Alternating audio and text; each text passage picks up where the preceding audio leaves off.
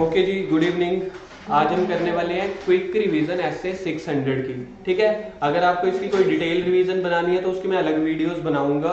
ठीक है, revision batch सारे स्टैंडर्ड की एक अलग से, जैसे 600 सीरीज है, 500 सीरीज है, उसकी मिल जाएगी। अभी के लिए सिर्फ 600 series quick revision with in 5-6-7 minutes using the work of another auditor. तो यहाँ पे एक ऑडिटर है लाइक मेन ऑडिटर जो कंपनी की ऑडिट कर रहा है या फिर हेड ऑफिस की। दूसरा आएगा ब्रांच ऑडिटर, ठीक है, जो छोटा ऑडिटर अपन जिसको बोलते हैं उसको हम क्या बोलते हैं, कॉम्पोनेंट। तो सबसे पहले आपके पास देखो तीन डेफिनेशन आ रही है। एक है प्रिंसिपल ऑडिटर। प्रिंसिपल ऑडिटर वो होता है जो मेन हेड ऑफिस की ऑडिट कर रहा हो या कंपनी की। दूसरा है अदर ऑडिटर। अदर ऑडिटर जो कंपोनेंट की ऑडिट कर रहा हो। कंपोनेंट यानी कि ब्रांच, सब्सिडरी, एसोसिएट, एसआई। ठीक है, तो सबसे पहला पॉइंट है acceptance as principal auditor. Principal auditor PA OA के काम को कैसे एक्सेप्ट करेगा। पीए मतलब बड़ा ऑडिटर, ओए अदर ऑडिटर यानी कि ब्रांच वाले का, कंपोनेंट वाले का ऑडिटर। पीए ओए के काम को कैसे एक्सेप्ट करेगा। पहला वो देखेगा मटेरियलिटी लेवल, दूसरा देखेगा डिग्री ऑफ नॉलेज उस काम को लेके या उस बिजनेस को लेके, तीसरा रिस्क ऑफ मटेरियल मिसस्टेटमेंट जो अदर ऑडिटर ने कंपोनेंट की ऑडिट की है, फाइनेंशियल इंफॉर्मेशन में रिस्क ऑफ मटेरियल मिसस्टेटमेंट क्या है। और चौथा है एडिशनल प्रोसीजर, वो क्या लगाएगा जिसमें पार्टिसिपेशन हो सकती है उस ऑडिटर की खुद की।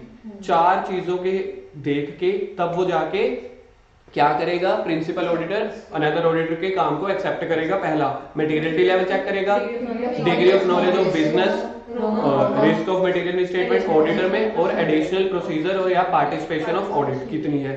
फिर उसके बाद है सबसे इंपॉर्टेंट टॉपिक पीए का प्रोसीजर, प्रिंसिपल ऑडिटर्स प्रोसीजर। पीए क्या करेगा, सबसे पहले visit the component and examine the books of accounts. अगर पीए जो है ओए के काम को यूज कर रहा है, क्योंकि पीए है कंपनी का ऑडिटर, अगर मेरे को सब्सिडरी की कंसोलिडेशन बनानी है तो मेरे को सब्सिडरी के ऑडिटर के काम को यूज करना पड़ेगा, बिल्कुल करना पड़ेगा। तो मैं क्या काम करूंगा, सबसे पहला जो बड़े वाला ऑडिटर है वो ब्रांच में जाके विजिट कर सकता है, उनकी बुक्स ऑफ अकाउंट एग्जामिन कर सकता है। सेकंड, वो अदर ऑडिटर की प्रोफेशनल कॉम्पिटेंस चेक करेगा कि वो अगर सीए का मेंबर नहीं है तो, अगर है तो ठीक है, बहुत बढ़िया है, तो प्रोफेशनल कॉम्पिटेंसी चेक करी जाएगी। तीसरा पॉइंट आपके पास है क्या, ओए का काम। ओए कौन, छोटा ऑडिटर ओए। ओए के काम को हम क्या करेंगे कि हमारे लिए सफिशिएंट है कि नहीं, तो मेरे को उससे एविडेंसेस मिल सकते हैं कि नहीं, तो वो प्रोसीजर परफॉर्म करेगा जिसमें वो देखेगा क्या क्या चीजें देखेगा कि एरिया ऑफ स्पेशल कंसिडरेशन क्या है, कि आपको भाई साहब किस काम पे ध्यान देना था ताकि मैं आपके काम को यूज कर सकूं। वर्क ऑफ ओए, एरिया ऑफ स्पेशल कंसिडरेशन क्या, इंटर कंपोनेंट ट्रांजैक्शंस होती रहती है इन बिटवीन, और टाइम टेबल क्या है कंप्लीशन ऑफ ऑडिट का। और उसके बाद है क्या, अकाउंटिंग रिपोर्टिंग, ये सारे स्टैंडर्ड्स और रिपोर्टिंग रिक्वायरमेंट कंप्लाई कर रहे हो कि नहीं कर रहे, ये पीए चेक कर रहा है जब वो ओए के काम को यूज करता है। उसके बाद रिव्यू द समरी ऑफ ओए प्रोसीजर। ओए क्या क्या प्रोसीजर परफॉर्म कर रहा है उसको रिटर्न समरी लिख के पीए को दे देगा। पीए देख लेगा कि मेरे लिए वो सफिशिएंट है कि नहीं, पीए यानी बड़ा ऑडिटर। फिर है सिग्निफिकेंट फाइंडिंग ऑफ ओए। ओए ओए ओए ओए ने अगर कुछ फाइंडिंग की हुई है, कुछ मुद्दे निकाले हुए हैं जो अफेक्ट कर रहे हो फाइनेंशियल इंफॉर्मेशन को, तो वो देखेगा कि क्या वो सिग्निफिकेंट फाइंडिंग्स मतलब अच्छी खासी है कि नहीं, उनकी सप्लीमेंट ऑडिट करवा के देख लेगा। ये क्या था, पीए का प्रोसीजर। पीए के प्रोसीजर में पहला point, visit the branch and examine the books of accounts, check the professional competence of OA if he is not the member of ICI। तीसरा आपके पास था procedure to obtain SAE when use the work of OA, use the work of OA कि वो sufficient है कि नहीं। फिर रिटर्न समरी ऑफ OA, वो significant है कि नहीं, और significant findings of OA या उसकी सप्लीमेंट ऑडिट करवाना।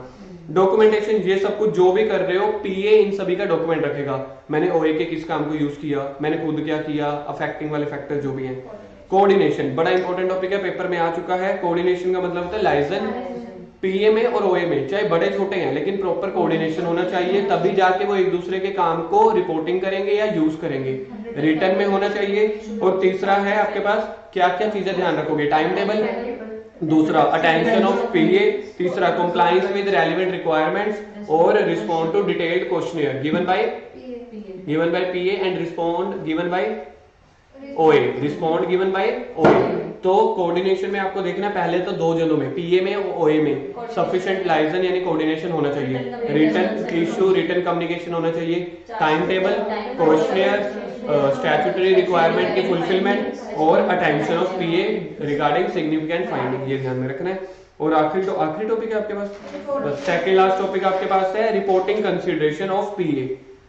बड़ा ऑडिटर को अपनी रिपोर्ट कैसे बनानी है, यहाँ पे देखो स्क्रीन पे आपके पास दो पॉइंट है।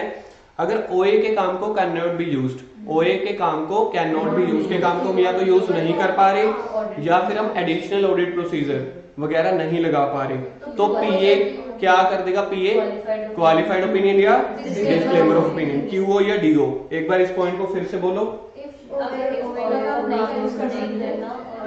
और दूसरा enable to perform additional procedure, तो क्यूओ या डीओ।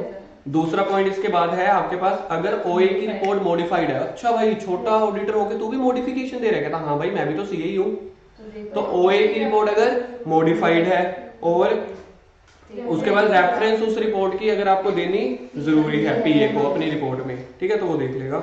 उसके बाद है डिवीजन ऑफ रिस्पॉन्सिबिलिटीज, सबसे पहला है बिटवीन द ओए एंड ए, बिटवीन ओए एंड पीए। तो कह रहे हैं कि सबसे पहले है प्रिंसिपल ऑडिटर रिस्पॉन्सिबल नहीं रहेगा अगर कोई काम उसी ने किया है, मैं क्यों रिस्पॉन्सिबल रहूं, ठीक है, तो हम अदर ऑडिटर के काम के ऊपर रिलायबल रह लेंगे। तो मेन पॉइंट यही था बस, देखा जाए क्रक्स क्या है, दोनों एक दूसरे के काम के लिए रिस्पॉन्सिबल नहीं रहेंगे, अपने अपने काम के लिए रिस्पॉन्सिबल रहेंगे, लेकिन एक है कि उनके काम की रिलायबिलिटीज वगैरह चेक कर लेना। डन। इसी के साथ आपका एसए 600 खत्म हुआ, ठीक है। अगर किसी को दोबारा सुनना है तो इसको रिपीट में सुन लेना, 5 मिनट में खत्म। Okay, bye bye.